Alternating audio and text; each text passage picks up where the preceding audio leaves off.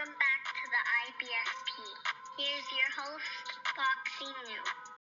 The top 10 worst meat riding fan bases in the sport of boxing. And look, let's break it down honestly and objectively as possible. And before we start the video, we have to give honorable mention to these three fanboy meat riding fan bases. The first is Floyd Mayweather. The reason why Floyd Mayweather's meat riding fan base is not in the video is simply because Floyd Mayweather is retired. So I'm just going to put him as honorable mention, but he has some of the worst meat riding fanboys in the sport of boxing. Deontay Wilder, he's irrelevant, and he has some of the worst as well. And then you get to Errol Spence, the same. He's either irrelevant or retired or both. And he has some of the worst as well. So honorable mention to Floyd Mayweather, Deontay Wilder, and Errol Spence as some of the most emotional and feminine, meat riding fanboys, fan bases in the sport of boxing. So let's break down the list. Number 10 on our list is Brian Norman Jr. Now, this is what I mean about his meat riding fan base. They're some of the most argumentative meat riders in the sport of boxing, and this is what I mean. Brian Norman, he's an excellent young fighter. He's on the come up. He's trying to do his best, trying to do his thing. About to fight Devin Haney. Now, here's the interesting thing, and this is why his meat riding fan base is so argumentative. They're talking about this man like he's the goods. He's proven everything. He's shown us everything. He's a monster. He's a killer. He's this, he's that, and yet he's shown us nothing against a live body. So these guys got to stop all this meat riding until he actually proves it in the ring against a true live body. A true test. And then number 9 on our list is Alexander Usyk, one of the best fighters in the sport of boxing, pound for pound, king of the heavyweight division. Nothing bad to say about Alexander Usyk, but his meat riding fan base is extremely feminine, and this is why. Because his meat riding fan base of fanboys are extremely feminine and defensive when you mention any critique of Alexander Usyk. And it's not many things you can critique about this man. He's truly a great fighter, went on the road, fought all the top guys in the division. No hate for Alexander Usyk. But to say that, hey, Tyson Fury gave him 2 competitive fights. Oh, you can't say those fights were competitive. He blew him out. They were easy wins. He took them to school. That's legendary feminine meat riding at its best. To say that Usyk had 2 competitive fights with Tyson Fury is not unrealistic. We know it happened. We know Fury was in both of those fights. He came up short. Usyk was the better man. But to sit up here and do this level of feminine meat riding and say, oh no, the fights couldn't have even been competitive, that's feminine and delusional at its best. Number 8 on our list is Canelo Alvarez fan base of meat riding fanboys. And you got to think about this. Canelo Alvarez fan base of meat riding fanboys are protective meat riders. And this is what I mean. If you mention Canelo Alvarez, right? If you mention Canelo Alvarez and say this man is declined, he's not at his best. Canelo Alvarez, he's an excellent fighter. He can still win a lot of the top fights. He can still compete against some of the top guys, but he has lost a step. He's been in a lot of wars, fought a lot of top guys, so he's lost a little bit of a step, but he's still a good quality fighter. Oh, how dare you say that he lost a step? You think he's trash. No, I don't think he's trash. I think he's lost a step a little bit, but he's still an excellent fighter. No, how dare you? See, you got to stop all this protective meat riding. Then number 7 on our list is Jaron Boots Ennis. Now, his fan base of emotional meat riders, these meat riders are crazy meat riders, and this is what I mean. Because his meat riders talk about Jaron Boots Ennis is going to conquer the next 4 or 5 divisions, like Jaron Boots Ennis has proved that he can conquer 154 pounds. He hasn't even conquered that. He conquered 147. We need to see what he can do at 54. But before he does, people are talking about he can go at 60, 68, and start dominating people in higher weight classes when we haven't even seen him at 54. So Jaron Boots Ennis has one of the craziest meat riding fan bases in the sport of boxing today. Number 6 on our list is Demetri Bval's meat riding fan base, and his fan base are very defensive meat riders, and this is what I mean.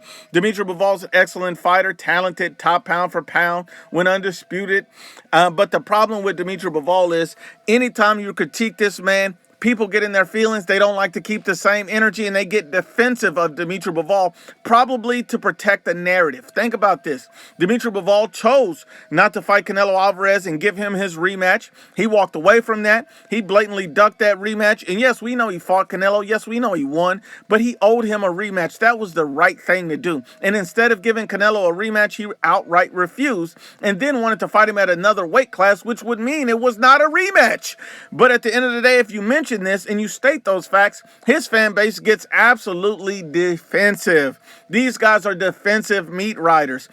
We also talk about this man aging out Artur BF. You mentioned that. Well, Bob Arum this or the WBC that. These guys don't want to be held accountable for all the years that Demetri Bval simply wanted to age out Artur BF. And the fact that Demetri Bval, even now with his back injury, he disappeared from negotiations, stopped negotiating, and never communicated with Artur BF team. That's moving extremely funny. That looks extremely weird. And instead of holding him to account and to a standard, they sit up here and get on their soapbox and say, I'll protect you, Demetri Bval.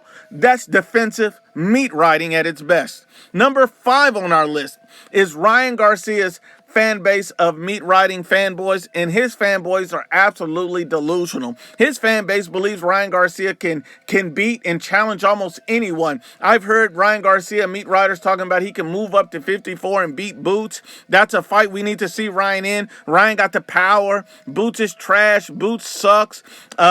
He can go up there and start smashing out all these guys at 54 right now. And I'm like, wait a minute. Ryan Garcia quit against Tank Davis, and he got outboxed against Riley Romero. But you got Ryan Garcia going up to 54 and beating guys in that weight class. That's another level of delusional meat riding at its best. And number 4 on our list is Gervonta Tank Davis fan base of meat riders. His meat riding fan base is some of the most disgusting meat riders there is, because Tank Davis, they're pumping this guy up like he's a killer, he's a monster, he's one of them ones in the sport of boxing. He's pound for pound, he's all these great things, but he's never fought anybody of significance. He ducked Loma basically his entire prime. He's never challenged himself. All the young up-and-coming fighters we wanted to see, we've gotten 0 of those fights. So the fact that they're meat riding this man and he's done nothing, that's disgusting meat riding at its best. Then number 3 on our list is Devin Haney. Now, Devin Haney has some of the most dramatic meat riding fanboys in the sport of boxing, and this is what I mean. They talk about Devin Haney like he's this great elite boxer who can't be criticized, when obviously he lost to Ryan Garcia. Obviously, they don't want to ignore the fact that Devin Haney's just not as good as he says he is, and his fanboys pump him up to be. He obviously ducked the Lomachenko rematch, hugely controversial fight. Many people felt he lost, and instead of doing the right thing and giving Lomachenko his rematch, he ducked it and moved up in weight. Now, here's the funny thing. He said he'd stay at the weight for a payday against Tank, but he wouldn't against Lomachenko. And remind you this man had a reach advantage, height advantage, age advantage, and outweighed Lomachenko by 30 pounds on the night of the fight. But yet, he would not give him a rematch. But he made sure he rematched George Kambosos. Just keep that in your mind. Devin Haney's meat riding fan base are some of the most dramatic meat riders in the sport of boxing. Number 2 on our list is Terence Bud Crawford meat riders. Terence Bud Crawford's an excellent fighter, elite fighter, one of the best in the sport of boxing, highly skilled, but his meat riding fan base are some of the most diabolical meat riders you've ever seen in the sport of boxing, and this is what I mean. If you say anything about Terence Crawford, critique him in any way, these meat riders get upset. They have a defensive standpoint for everything. Oh, Bud wouldn't do this. Bud didn't do that. Everything's not Bud's fault. You say, well, Bud Crawford's resume, he should have took on more challenges. But none of that's Bud's fault. No, some of it's Bud's fault, and some of it's not. But the meat riding they're doing is so diabolical, is everything somebody else's fault. We got to be honest and unbiased about it. We've seen this man duck Virgil Ortiz in real time. Turki Al-Sheikh offered this man a Virgil Ortiz fight. He didn't have a Canelo fight at the time, and he refused to fight Virgil Ortiz. He moved up, he moved on, right? He moved on, waited a year, basically. He's still waiting. And then he ends up signing a Canelo fight eventually, but he had no idea he was going to get that. So you mean to tell me that this man does all this? So he walks away from a Virgil Ortiz fight. He's not responsible for his crappy resume. He gets a controversial decision against Israel Madrimov, and he's rewarded with a Canelo fight, and all of his meat riders are happy about it. It doesn't make any sense. I like Bud Crawford. I think he's one of the best fighters in the sport of boxing, and I'm excited for the Canelo Crawford fight, but the level of meat riding for Terence Crawford is absolutely diabolical. And number one on our list is David Benvdas. Now, his meat riders are some of the most insidious meat riders there is in the sport of boxing. And the reason why I say that is, his meat riders forget everything about his career prior to Canelo Alvarez. They just act like it never existed, acted like it don't even count. They forget that he had opportunities to unify his division before Canelo, and he never did. He refused to unify his division before Canelo, and he never did. Understand that. That level of meat riding to protect this man is insidious. The fact that David Benvdas could have fought a prime Demetri Bval when he was, basically listed at number one in the WBC at 175 after missing weight.